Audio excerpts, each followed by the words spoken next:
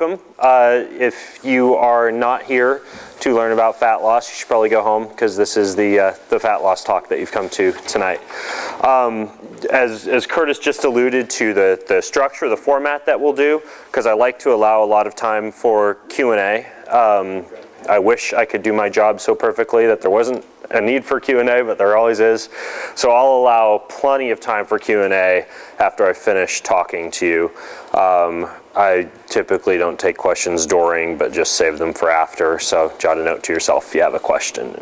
Don't raise your hand and try and interrupt me. I'll throw something at you. The other thing is that if you need any more information after the talk, just go to my website, bengreenfieldfitness.com, and I put out a ton of stuff on there that can help you out. It says top 10 fat loss secrets to make 2011 your best year ever. Or maybe you're just here to get ready for Valentine's Day, lingerie wearing season. I don't know. You always have to tie fat loss into something, right? What I'll be going over today with you, this is actually a picture of me in the water that you can't quite see. Are you sure it's going to get brighter, or do we? Turn the lights out. I would suggest that we dim the front lights if we can. I think that'd be better. But I know that some people around here know that I do Ironman triathlon and compete in sports like that, and I don't want to give you guys the impression that the stuff that I'm going to talk to you about tonight is for elite athletes or for people who are exercising 2 hours a day. This is stuff that everybody can implement into their personal routine to enhance fat loss, to accelerate fat loss. And there's not any one thing in the decade that I've spent helping people lose weight that is like the magic trigger for fat loss, but it's a lot of stuff put together. That's why I can't give a talk called The Fat Loss Secret to Make 2011 Your Best Year Ever. But all of these little things are some of the more important things that you should be implementing in your day-to-day routine, or thinking about implementing in order to accelerate fat loss, or initiate fat loss, or stabilize the fat loss that you've already succeeded with. So, that being said, let's go ahead and jump right in to fat loss secret number 1, which is fiber. It's not the kind of fiber that you think I'm probably talking about, which is like, you know, eat your vegetables and your Kellogg's All Bran. What I'm talking about is actually the type of fiber that you were born with, or that you're able to make yourself, your muscle fibers. Muscle fiber itself is very metabolically active tissue. That means that it burns a lot of calories. And the problem, and you'll hear this a couple times during my talk in terms of exercise application for fat loss, the problem is that a lot of people do exercise that isn't depositing very many fibers of muscle onto the body. And so when you do something like go out on an easy jog, or you go out on a walk, or you do like maybe some harder bicycling efforts or something like that, none of that is really bumping up your metabolism outside of the actual exercise session itself. So what's very cool about adding muscle fiber to your body is that it will bump up your metabolism for 24 hours of the day, rather than just that, say, half hour or 40 minutes that you're exercising. So adding muscle fiber is very important. And it's something that you can do no matter what your age is. I used to do a lot of weightlifting. That's me on the left side there. Still, you can't really see the pictures too well, but this is, I think he's about 80 years old. You know, he's a disco dancer doing a single-handed dance move on a dance floor somewhere in Europe. I think it's maybe Germany or something. But disco's a lot bigger over there, apparently, than it is here. But the idea that you have to be young to be lifting weights at the gym, or you have to be under the age of 30 to put on muscle, is not true. As a matter of fact, doing some type of weight-bearing activity to add muscle fiber to your body becomes more and more important as you age, because you tend to lose it a lot quicker and it tends to get a lot harder to maintain. So there's a lot of 20-year-olds out there that could probably get away with keeping their metabolism fairly high because they've just got naturally a fairly decent amount of lean muscle fiber. But as you age, it should become more and more important for you in your day-to-day routine to be figuring out ways to actually present your muscles with some type of external force that makes them tired, maybe makes them a little bit sore the next day, and that type of activity is actually going to bump up your metabolism, causing you to burn more calories and tap into more fat when you are, doing something like sleeping at night. This is another example of an older individual who's done a great job putting on muscle. And the other thing that I like to remind people about is that some of these same concepts when we're talking about fat loss are very important just in terms of your longevity and your health. And one person, I don't remember who it was that said this, but they said muscle is youth. And it really is true that if you can maintain stimulation of your lean muscle fibers throughout life, it really does help you to achieve a more kind of young, active, vibrant looking appearance, which is a bonus. So you don't just get the fat loss benefit. And how do you do it? Well, basically, this is an extreme example, but you lift heavy stuff. You have to subject your muscles, whether through your activities of daily living or through some type of trip to the gym or to the workout equipment in your basement. You have to subject your muscles to some type of load. So if you're working out in the yard during the spring and the summer, and maybe you have a garden and maybe you're doing a home repair type of project, those type of things are all going to be just fine. You don't have to go to the gym and do bench pressing and dumbbells and barbells, but especially a lot of time in the fall and winter, we spend more time indoors where we're not subjecting ourselves to those same amounts of physical exertion. And so when you are in that type of situation, that's when you would want to subject your body to a greater external load. So it could mean that you actually do go to the gym and you do start to pick up weights. But the most important thing again here is that you realize that cardiovascular exercise does not have that same metabolic boosting effect in terms of fat loss as lifting some type of weight does.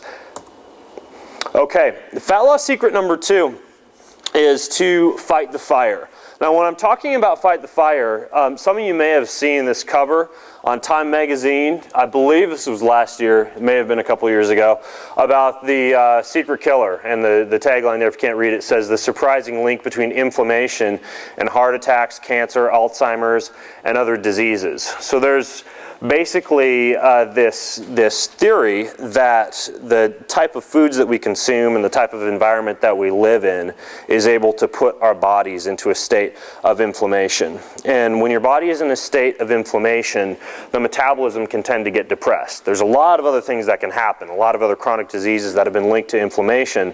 But the idea is that if you suppress your metabolism because your body is in an inflamed state, and we'll talk about how it gets there in just a second, you shut down your ability to burn as many calories or tap into as much storage fat. If you hear me ever say during this talk or any other time something decreases the metabolism, that means that it suppresses your body's natural ability to, for lack of a better word, cannibalize its own fat tissue. When you are in a state of high metabolism, you are reaching for more and more calories from your own storage fat, and if it's not there, which really isn't the case with most people, you got to eat a little bit more. But if you're here tonight, you probably have storage fat that you're wanting to burn. Inflammation will suppress your ability to do that.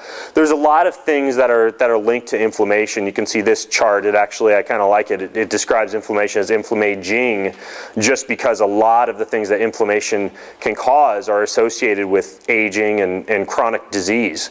But in the lower right side there, you can see that metabolism is one of the causes or one of the results of inflammation, and metabolic syndrome, which is a host of factors that all contribute to a low metabolism, and the inability to burn calories for fuel is one of the results of inflammation. So this is an ingredient list.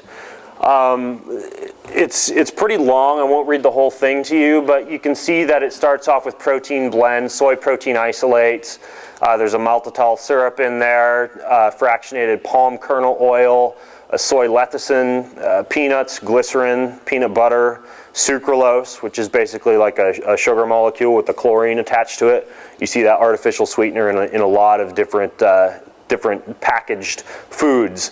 And then it's lower down there on the bottom. You can see it's got milk. It's made on equipment that also processes wheat. This is a power bar protein bar. Okay, this is a common health bar that people buy to help them lose weight.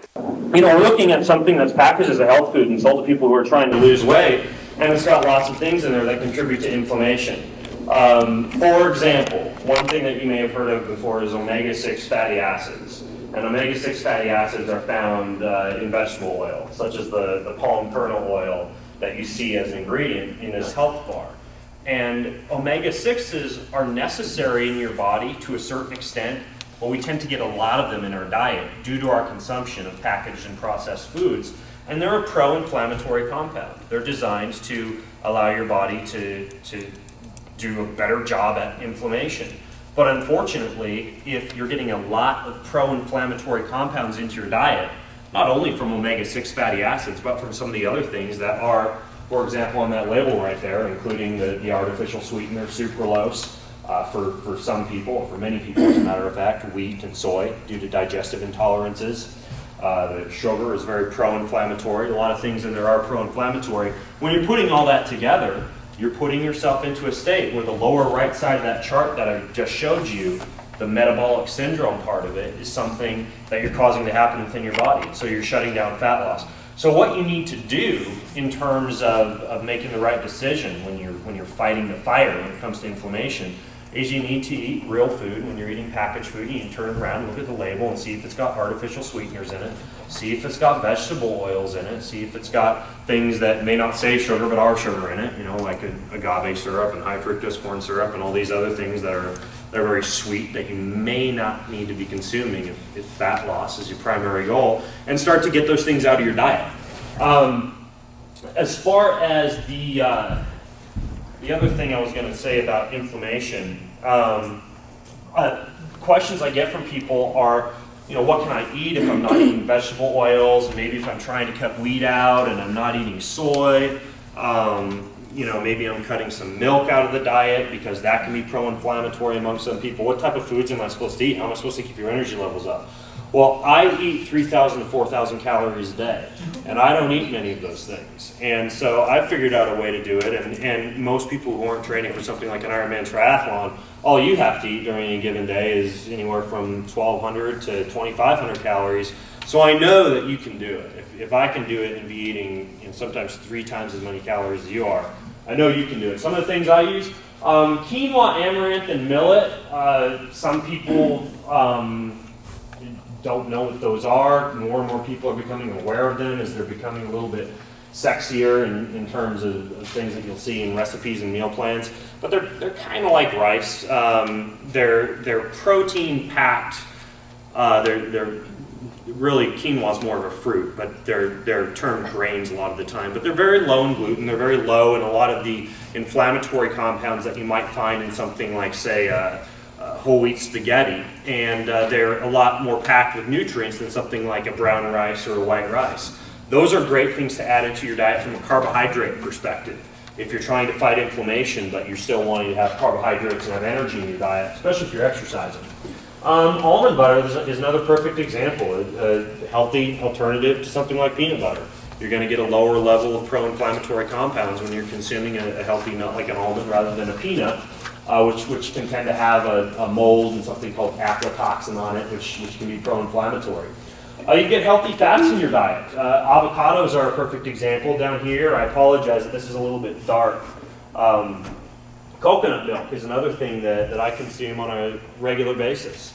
Both of those are packed with healthy fats that give you a lot of energy that are not pro-inflammatory fats. Those don't fall into like the canola oil, the palm kernel oil, a lot of these other vegetable oils that have those pro-inflammatory compounds in them. Seeds and nuts, for the most part, in moderation, very calorie dense, but typically don't tend to be very pro-inflammatory. If you go out and get some pumpkin seeds, some walnuts, sunflower seeds, things of that nature. You can include those in your diet as energy sources that will help you fight the fire. Lean protein, as you'll find out later, I'm not an enemy of fat, and you may have realized that already when I'm talking about coconut milk and avocados. But most lean protein sources are going to be okay to eat. You know, like salmon for most people is fine, lean chicken, turkey breast, things like that. Those are other sources of protein-packed calories that a lot of times are better than grabbing a protein bar, like a healthy, low-carb, fat-free protein bar. Sprouted bread, if you can handle grains and you don't have some type of digestive intolerance or food allergy that causes your gut to become inflamed when you consume wheat, and that is a problem with a lot of people, a sprouted bread is better than a non-sprouted bread. You can just look at the label. It tends to allow you to get a lot more vitamins and minerals and nutrients versus an unsprouted bread. Anytime you sprout a grain, it's better for you.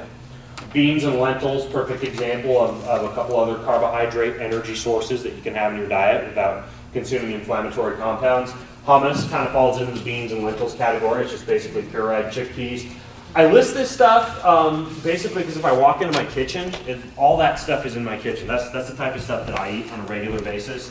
The only thing I didn't throw in there, because I was trying to give you guys ideas of calorie-dense foods that you could actually eat without feeling like a bunny rabbit, is vegetables. You know, you of course would want to include a lot of vegetables in a dietary profile like that if you're going to go to the grocery store or go out here and get this stuff. But you know, you add vegetables into that profile, and you're looking at a very good anti-inflammatory type of diet.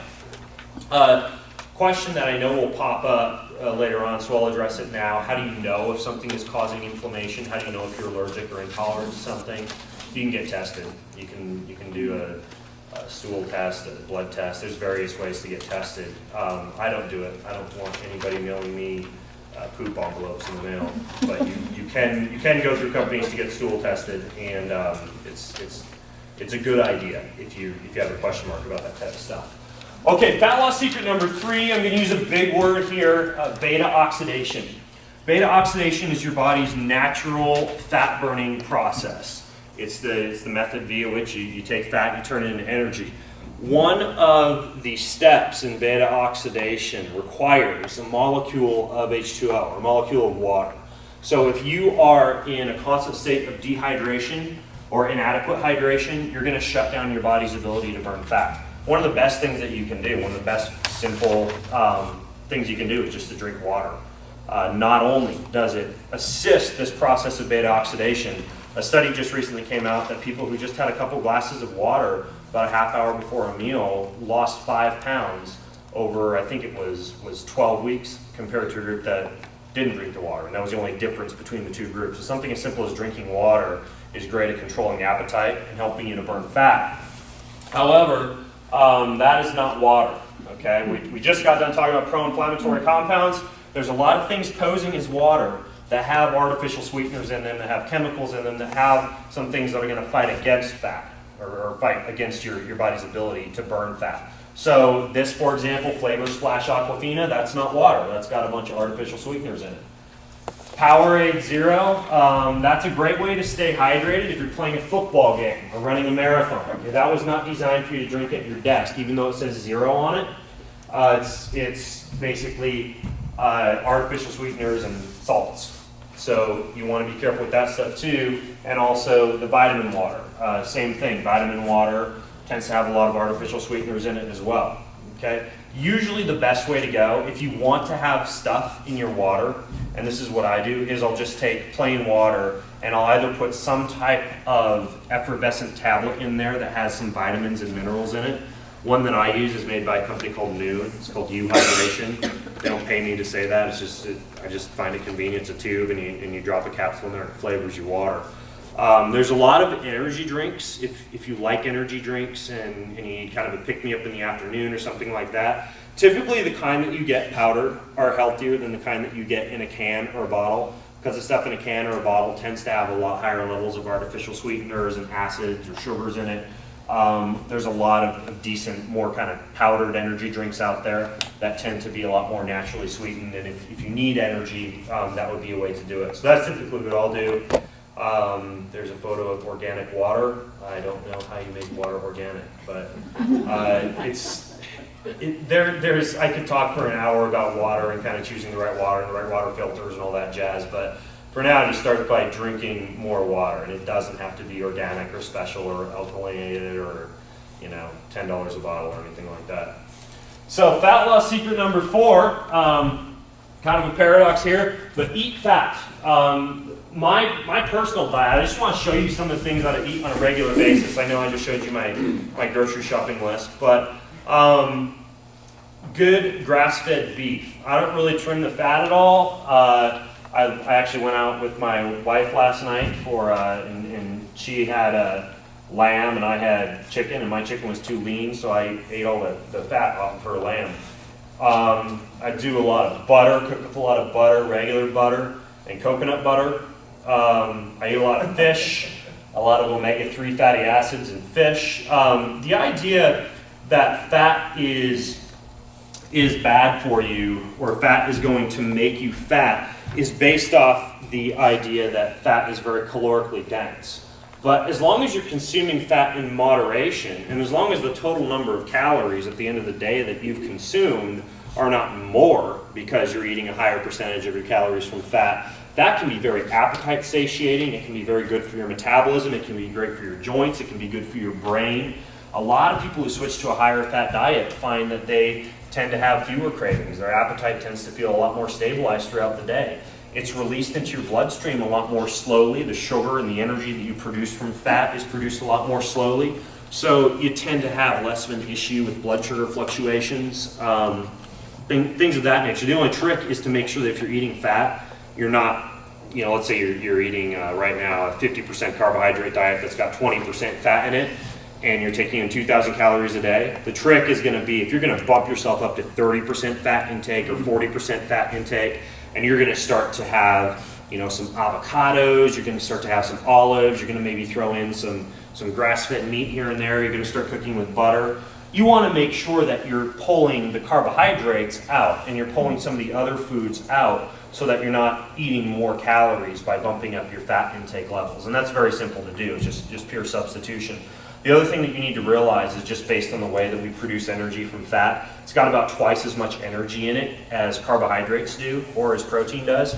So if you're going to take, like, say a roll or a couple rolls that you'd usually have with lunch or dinner and substitute something like avocado or some olives for those, it's going to need to be about half the size of the carbohydrates that you were eating. So that's something very, very important to remember, is that fat tends to be a lot more calorically dense. So you need to be careful you're not just eyeballing and assuming that X amount of fat is equal calorically to X amount of carbohydrates. So if you bump up your fat intake, make sure that you bump down the actual volume of the food that you're eating. You want to make sure that you're pulling the carbohydrates out and you're pulling some of the other foods out so that you're not eating more calories by bumping up your fat intake levels. And that's very simple to do. It's just pure substitution. The other thing that you need to realize is just based on the way that we produce energy from fat, it's got about twice as much energy in it as carbohydrates do or as protein does. So if you're going to take, like, say a roll or a couple rolls that you'd usually have with lunch or dinner and substitute something like avocado or some olives for those, it's going to need to be about half the size of the carbohydrates that you were eating. So that's something very, very important to remember, is that fat tends to be a lot more calorically dense. So you need to be careful you're not just eyeballing and assuming that X amount of fat is equal calorically to X amount of carbohydrates. So if you bump up your fat intake, make sure that you bump down the actual volume of the food that you're eating. But my personal diet is about 40% fat. I switched up about a year ago, and my body fat levels have stayed just the same. I eat fat all day long. My body fat percentage is about 7%, and that's because I'm just making sure that I'm not eating too many calories during the day. It works fine. I've got tons of people on high fat diets, and they're very good at keeping your energy levels up and keeping you from eating too much. Fish oil capsules or flaxseed capsules, that's another really good thing to add into the diet if you haven't already. It's not necessarily gonna bump up your body's ability to burn fat. There's kind of research goes both ways as far as like looking at people who took in fat or fish oil pills and people who didn't, and seeing who lost more weight. But it is one of those anti-inflammatory compounds that's going to have an indirect effect on fat loss by stabilizing your metabolism. And you can do fatty acids test too. I put a picture there if you wanted to test and see like what your fatty acid levels were at. There are tests that you can do. Okay, fat loss secret number 5 is to switch your fuel. Now, what I mean by that is most of us are used to constantly high levels of circulating blood sugar. I'm guilty of preaching in the past that you're supposed to eat like 5 or 6 or 7 or 10 meals a day, and you're going to hear a lot of nutritionists tell you that, but there's zero evidence that eating anything more than 3 meals a day gives you any extra benefit when it comes to doing things like stabilizing your appetite or bumping up your metabolism. So you don't have to graze all day. And the problem with a lot of people is they graze so much that they're used to always having the blood sugar levels up, like always having these higher energy levels. And when you do dip down into tapping into your own fat stores for energy, you feel horrible because you're not used to it. And that's very, very common. When you switch your fuels, it usually takes about 1 to 2 weeks to actually feel okay when you go 4 or 5 hours without eating. Or to feel okay when you get up in the morning, and this is something I'll talk about in a second, you get up in the morning and you exercise on an empty stomach without that sugar that you're used to circulating through your bloodstream. So when you switch your fuel, you're going to teach your body how to tap into its own fat stores, and when you quit grazing so much and quit snacking so much and begin to allow yourself to go hungry now and then, some cool things happen when it comes to teaching your body how to burn fat. A lot of people are afraid of doing that though, because lots of nutritionists and dietitians will tell you that it's going to damage your metabolism or slow down your metabolism. You need to be in a state of starvation for multiple weeks in a row to damage your metabolism that way. Okay, you need to be telling your body that it's in famine mode and crisis mode. Skipping 1 meal doesn't do that. It has to be multiple weeks of skipping meals and being at a very severe calorie deficit. So switch your fuels. If you're really having trouble with carbohydrate cravings, there's supplements out there you can use. Anything that stabilizes your blood sugar levels or makes your body more sensitive to a hormone called insulin is very good at helping to reduce carbohydrate cravings.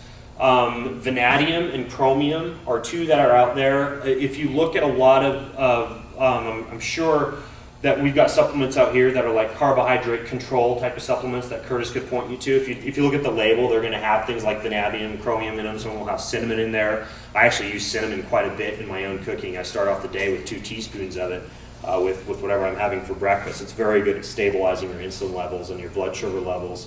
Gymnera sylvestre is another one that typically the physician's brand tends to have higher levels of that, but that's very good at stabilizing carbohydrate cravings.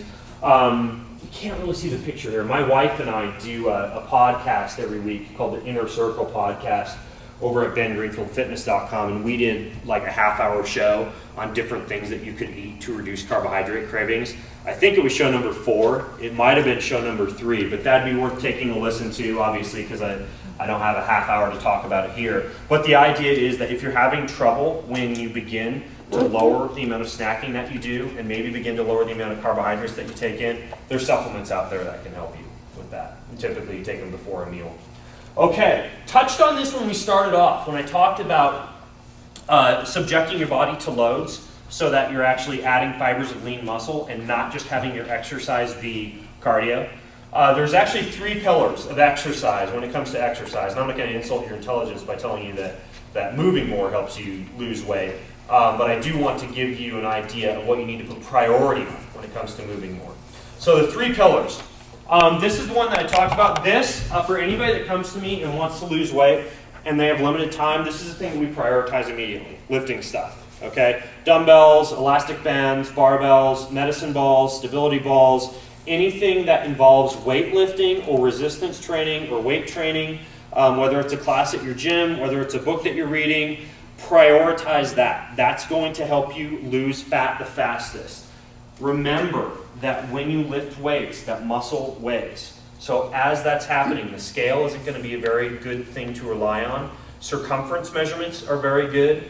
Body fat percentage measurements, like body fat percentage scales, or like a personal trainer pinching you and taking your body fat, is going to tell you a lot more what's going on, because you'll tend to get disappointed if you work really hard all week and you lose 3 pounds of fat, but you gain 1 pound of muscle.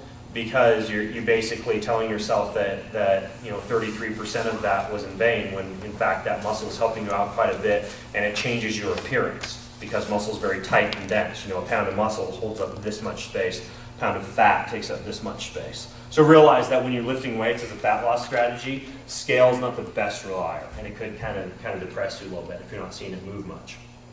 The next thing in terms of order of importance, let's see if my computer's not thinking. There we go. The next thing would be cardiovascular intervals. Cardiovascular intervals means that when you're going to go out and exercise on an exercise bike or a treadmill or something like that, never get on and do just like 30 minutes at a medium pace. Okay, in terms of prioritizing your cardio, that's not going to get you results compared to doing interval training, which would be like doing 5 hard 3-minute efforts followed by full recovery between each. So they've done studies, they found that people who do, for example, 3 hard 10-minute runs on a treadmill do a lot better than people who do, say, 1 long 60-minute run on a treadmill. And the reason for that is that when you go hard, you increase the amount of oxygen that you're taking in, your metabolism stays elevated for a longer time after the workout. And when you go hard, there's also a hormonal release that's a lot different than the type of hormonal release that occurs when you're exercising at a low intensity level. So once again, cardiovascular intervals would be second in terms of the priority of exercise. And then the last thing would be just like long, slow cardio. I mean, it's fine to go out for a long walk, and you don't have to go walk up a hill like this. But typically when I'm putting together a fat loss program for somebody, we're deprioritizing this, and usually any type of cardio that's done at a real easy aerobic conversational pace, we prioritize doing that on an empty stomach. And I don't want to get too much into the detail. I don't want to confuse you too much, but you heard me say that you should do all this interval training, but it actually can be useful if you've got the time to also do slower, easier cardio, and it's really good if it's on an empty stomach, because what happens is you're teaching your body how to tap into its own fat stores, but you're not working out at such a hard exercise level that you're stressing your body out by exercising hungry. So getting up in the morning and doing a nice long easy walk when it comes to fat loss is better than getting up in the morning and doing a hard weightlifting session with some cardiovascular intervals when it comes to exercise on an empty stomach. So that's kind of the caveat with the long slow cardio or the easy aerobic cardio. So those are the 3 pillars when it comes to exercise, but go in that order: the weight training or resistance training, and then your cardio intervals, and then your aerobic exercise. Okay, so we touched on this, fasting. I'm not saying that you gotta like go up on the mountain and meditate and not eat anything for 30 days. What fasting would be is a type of fasting called intermittent fasting. I do this on a regular basis. Everybody that I have do it literally watches the pound just melt away. A little bit hard mentally. You're gonna feel kind of crappy for the first week or 2 that you try this, and then it just becomes something that your body gets used to, and it's a very cool strategy. What you do is you have dinner and you don't eat for at least 2 hours before you go to bed at night. Okay, so you're going to bed without a bunch of food in your stomach. So your blood sugar levels aren't really elevated when you hit the sack. You get up in the morning and you exercise, typically for anywhere from about 30 to 60 minutes, and this is the easy exercise. For me, I've got an exercise bike in my office. I do this 3 days a week. I get up in the morning, I have a cup of coffee, because caffeine can actually help accelerate the burning of fatty acids when you're in that fasted state. And then I get on my bike for anywhere from 40 to 60 minutes, and I'm like checking my emails and talking to people and reading the day's news, because it's nice and easy. It can just be kind of like passive exercise.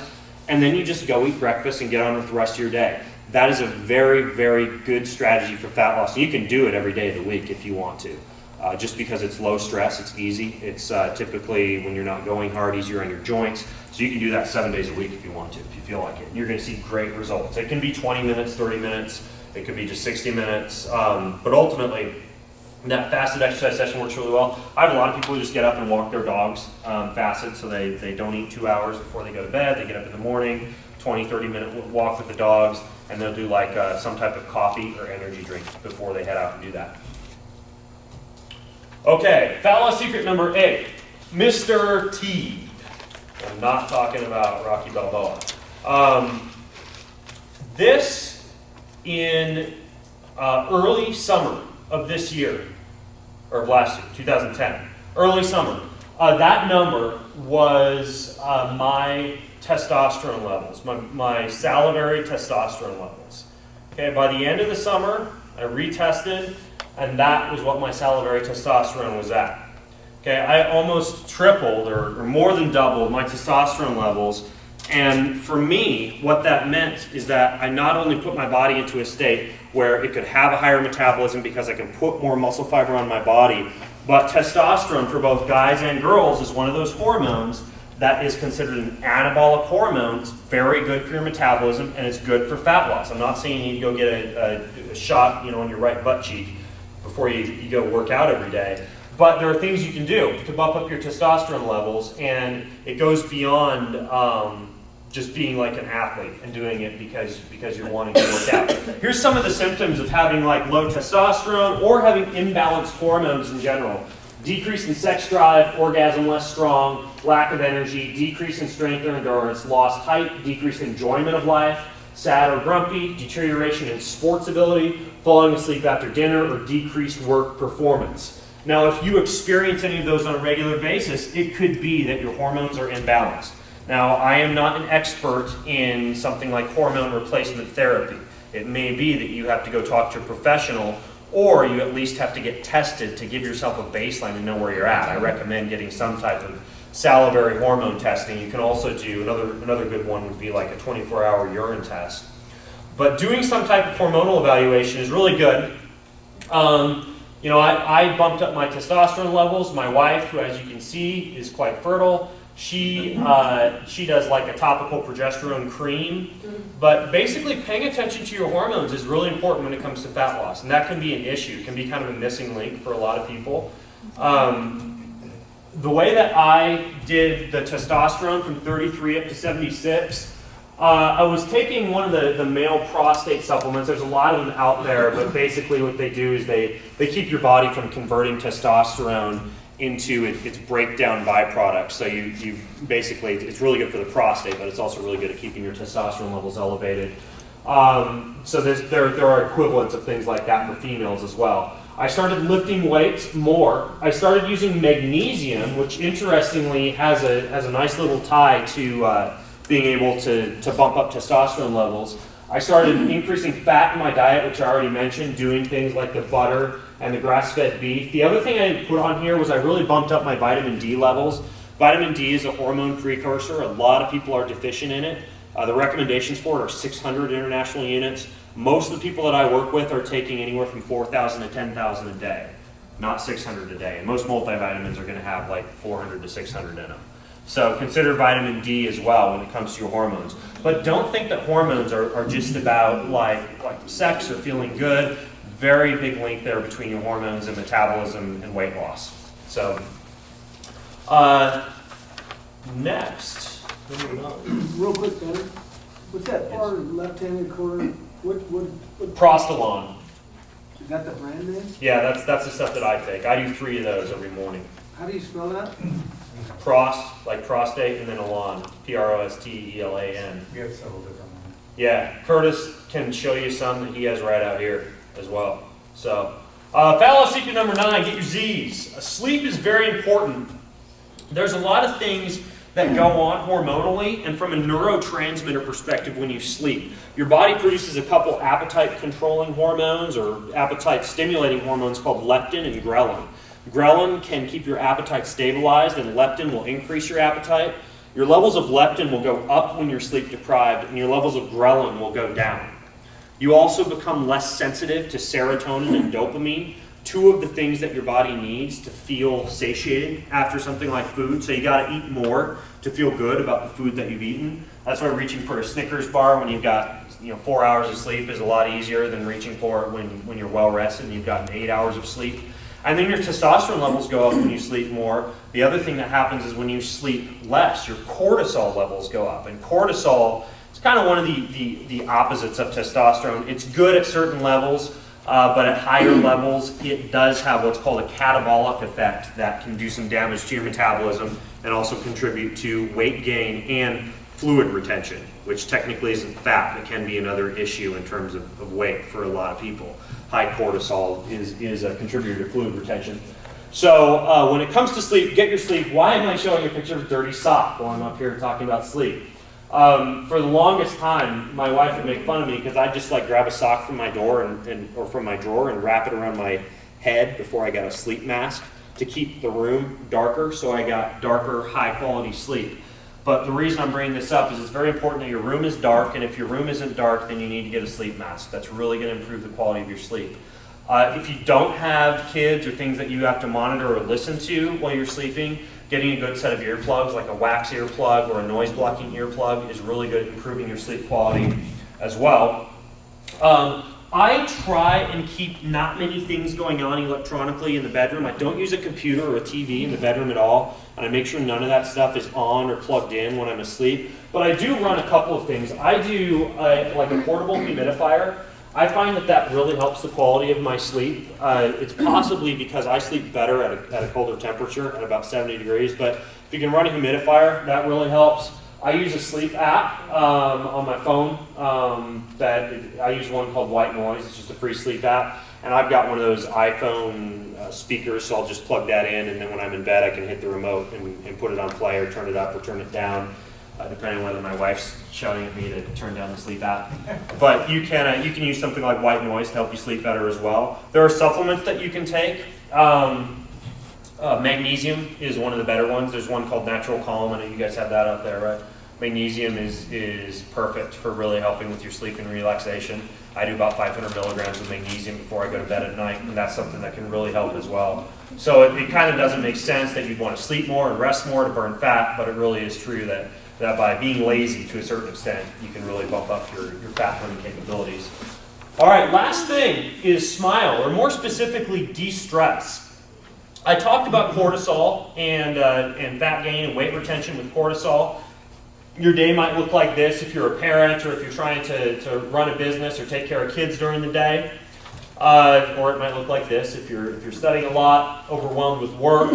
Any of these things can contribute to an inability to lose weight or fluid retention. Again, it's not fat, but it is something that still is going to greet you on the scale each morning if you are retaining fluids. You'll see that on The Biggest Loser a lot. The people who are more stressed out during the week, when you listen to Jillian Michaels on that show tell them they're retaining fluid, a lot of times it's because they're stressed and they have high cortisol levels. That's how that's working. So these are a lot of the things that can happen when you're stressed out. Your body basically goes into a mode that it'd want to be in if you were like running from a lion. And most of us don't want to be running from a lion all day long while we're sitting at work during the day or at home. So we can get increased stomach acid, faster blood clotting, localized inflammation, increased production of blood sugar for energy, increased cholesterol and fatty acids in the blood for energy production, increased blood pressure, decreased protein synthesis. Your body basically begins to speed up and go into overdrive, and that does not help you to burn fat. Being stressed out like that does not help you to burn fat. Okay, the stress hormones that occur in response to something like that fly in the face of burning fat. So any extra bump up in the metabolism that you get from being stressed out is negated by the catabolic hormonal effects of having all these stress-based hormones circulating in your system. So what this means is that there are some people who think that you got to go out and exercise really hard every day and do that whole running from a lion thing every day to lose fat. And what happens is typically after a few weeks they hit a wall, their metabolism starts to shut down, they've got these high levels of constantly circulating cortisol, and they begin to quit losing weight. They start to get sick, their immune system gets depressed. So you really want to be smart with your exercise program.